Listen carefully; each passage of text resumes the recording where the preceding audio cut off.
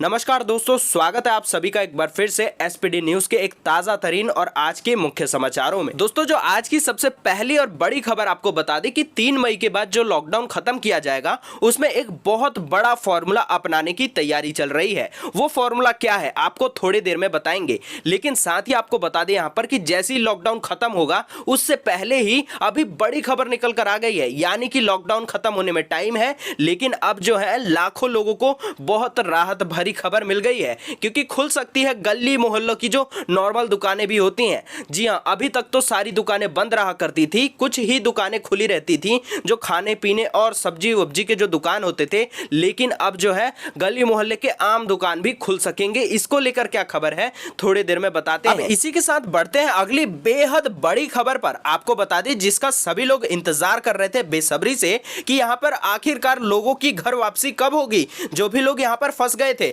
आपको बता दें बेहद खुशखबरी का माहौल है, क्योंकि यहां पर जितने भी लोग थे, मजदूर थे, भाई बंधु थे, जो भी लोग फंसे थे, उन सब की यहां पर घर वापसी चालू हो गई है। आपको बताएंगे, एक एक करके डिटेल देंगे। बसों के माध्यम से सभी को यहां पर घर भेजा जा रहा है। हालांकि यहां पर कुछ बातें बहुत अहम है, जानना आपके लिए बेहद जरूरी है। चलिए अब इसी के साथ जो अगली बड़ी खबर आपको बता दें यहां पर कि रेलवे की तरफ से आ रही है। कोरोना वायरस के खिलाफ यहां पर रेलवे की जंग शुरू हो गई है। आपको बता दें कि स्टेशनों पर अब पैडल वाले यहां पर वॉश बेसिन लगाए जा रहे हैं, जिससे कि आप बिना हाथ के वहां पर वॉश बेसिन को चालू कर पाए, और यहां पर जो भी पानी निकलता है उससे आप रोजमर्रा के वहां पर मुंह धोना, पानी भरना, वो सारे काम कर सकते हैं। आपको बता दें बेहद बड़ा फैसला है। इससे यह भी साबित होता है कि जल्द ही रेलवे अपनी सारी सुख सुविधाओं को चालू कर देगा। आपको बताएंगे एक एक करके डिटेल में आखिरकार ये कब से चालू होगा, एक एक करके सारी डिटेल जानेंगे। उसके साथ ही जो अगली बेहद बड़ी खबर मेट्रो रेल को लेकर आपको बता दें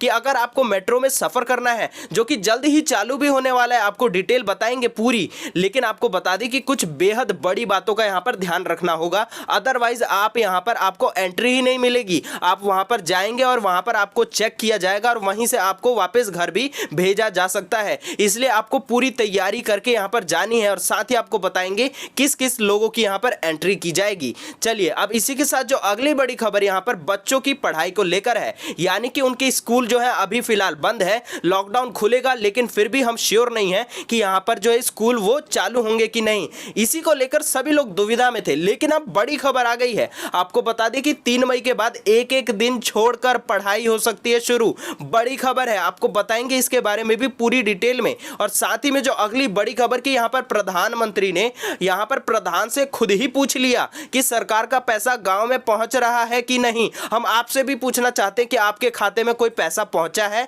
या फिर नहीं पहुंचा है। नीचे कमेंट में आप जरूर लिखिए, इसके बारे में भी हम डिटेल में बात करने वाले हैं। फ्लाइट को लेकर अब बड़ी अच्छी खबर आपको बता दें यहां पर कि जो फ्लाइट के लिए तैयारियां शुरू कर दी गई हैं। यात्रियों के लिए यहां पर नई गाइडलाइंस को जारी किया गया है। एक एक गाइडलाइंस आपके लिए जानना बेहद जरूरी। आपको बता दें इन सारी खबरों से एक ही निचोड़ निकल रहा है कि यहां पर लॉकडाउन को जल्द से जल्द खत्म किया जाएगा और सारी सुविधाओं को चालू कर दिया जाएगा। चलिए अब आज की बड़ी खबरों का सिलसिला शुरू किया जाए। शुरू करने से पहले हम आपसे प्रश्न पूछना चाहते हैं कि क्या आप चाहते हैं कि यहां पर 3 मई के बाद अगर यहां पर भारत में संक्रमण के मामले कम नहीं होते हैं तब भी यहां पर लॉकडाउन को जारी रखा जाए, या फिर उसे हमेशा के लिए खत्म किया जाए। नीचे कमेंट में आप अपने प्रश्न के उत्तर जरूर दीजिए। तो दोस्तों, जो आज की सबसे बड़ी खबर आपको यहां पर बता दें कि रेलवे की हो रही है बहुत बड़ी तैयारी। बता दें कि अब कोरोना वायरस से निपटने के लिए यहां पर स्टेशन में पैडल से चलने वाले यहां पर वॉश बेसिन लगा रही है रेलवे। क्या कुछ खबर है, एक एक डिटेल आपको बताते हैं।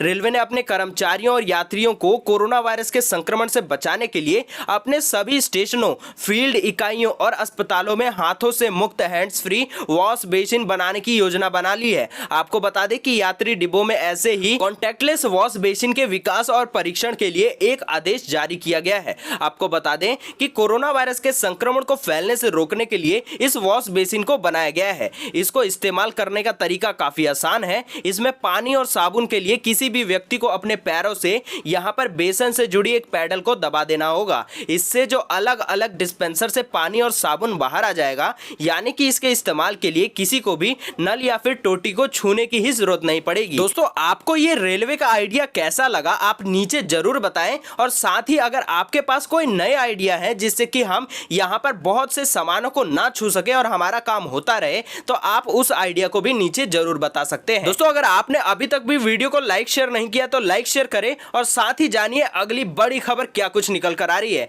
आपको बता दें यहाँ पर कि सचिन पायलट ने खुद ही बता दिया कि 3 मई के बाद क्या हो सकता है लॉकडाउन हटाने का फॉर्मूला। चलिए जानते हैं पूरी डिटेल इसके बारे में। जी आपको बता दें कि कोरोना के खिलाफ जारी जंग के बीच केंद्र और राज्य सरकारें उचित कदम तो उठा रही हैं, लेकिन आपको बता दें कि 3 मई के बाद यहाँ पर लॉकडाउन खत्म होगा या फिर यहाँ पर चालू होगा और बढ़ा दिया जाएगा, इसके बारे में किसी को यहाँ पर पता नहीं है। यानी कि आपको और हमें नहीं पता है, केंद्र सरकार को तो अच्छे से पता है, लेकिन हम आपसे भी पूछना चाहेंगे कि आप क्या यहाँ पर सोचते हैं। खैर हम आपको बता दें यहाँ पर जो सचिन पायलट हैं राजस्थान के उप मुख्यमंत्री, उन्होंने क्या कुछ कहा है इसके बारे में आपको पूरा यहाँ पर डिटेल बता देते हैं।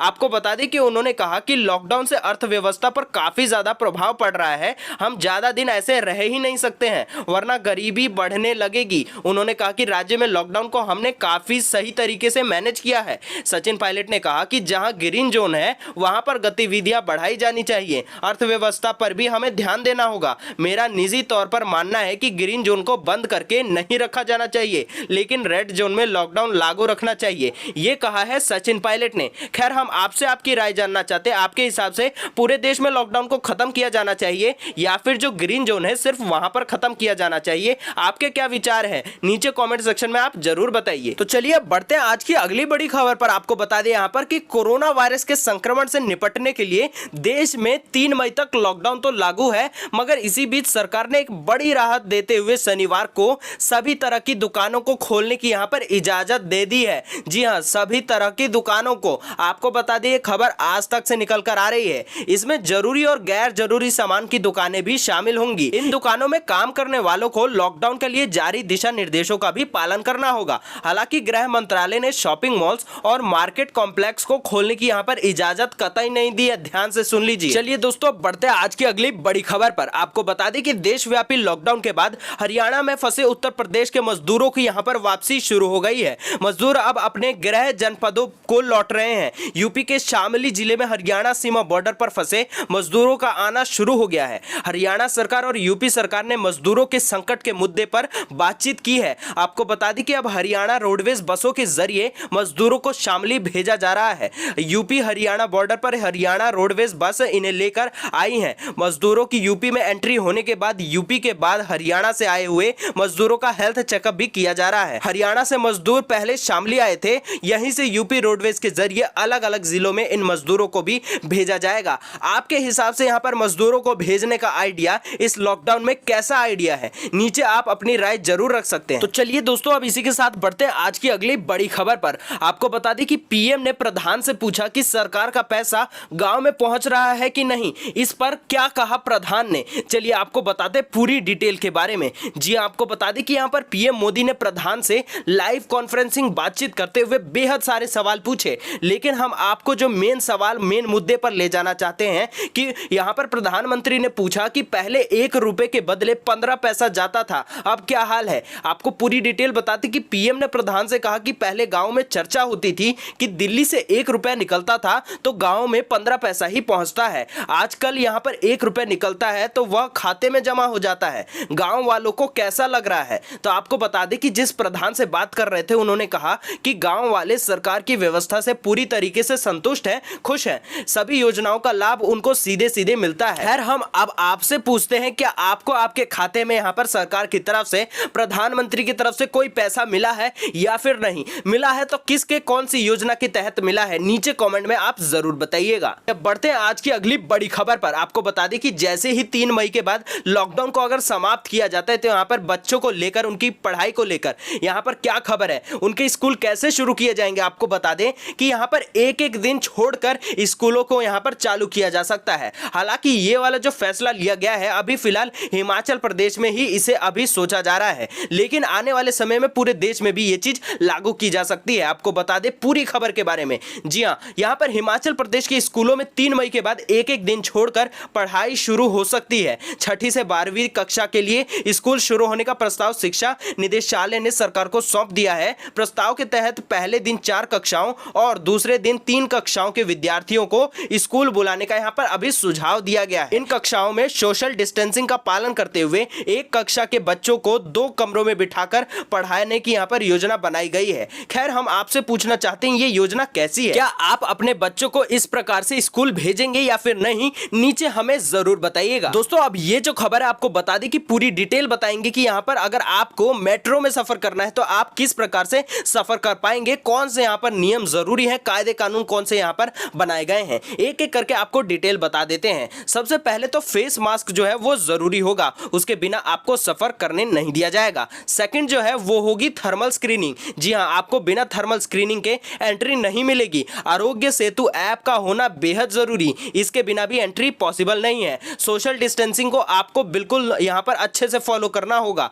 तो दोस्तों, ये सारी चीजें और ये सारे नियम कानून बनाए गए हैं। आने वाले वक्त में यहां पर और भी यहां पर कड़े नियम कानून जरूर बनाए जा सकते हैं, लेकिन आपको ये सारी चीजों का ध्यान देना होगा अगर आप चाहते हैं मेट्रो में सफर करना। लेकिन अभी आपको बता दें कि मेट्रो कब से चलेगी इसके बारे में पुष्टि नहीं हुई है। चलिए अब इसी के साथ बढ़ते हैं आज की अगली बड़ी खबर पर। आपको बता दें कि फ्लाइट के लिए तैयार है यहां पर मुंबई एयरपोर्ट। यात्रियों के लिए जारी कर दी गई है गाइडलाइंस। क्या कुछ खबर है, पूरी डिटेल जानते हैं। जी हां, बता दें कि इस वक्त चीन के वुहान शहर से पूरी दुनिया में फैले कोरोना वायरस से पूरी दुनिया तो परेशान है ही, लेकिन हमारे भारत की स्थिति भी इस वक्त काफी गंभीर बनी हुई है। आपको बता दें कि इसी बीच मुंबई एयरपोर्ट ने घोषणा की है कि वह हवाई सेवा को फिर से शुरू करने के लिए पूरी तरीके से तैयार हो चुका है। यानी कि जल्द ही आपको एक अच्छी खुशखबरी सुनने को मिलेगी। आप हवाई के जरिए ही यहां पर ये ट्रैवल कर पाएंगे, अपने घर पहुंच सकेंगे। आपको बता दें कि मुंबई एयरपोर्ट ने शनिवार को अपना स्टेटमेंट जारी करके कहा कि वह परिचालन शुरू करने के लिए तैयार है।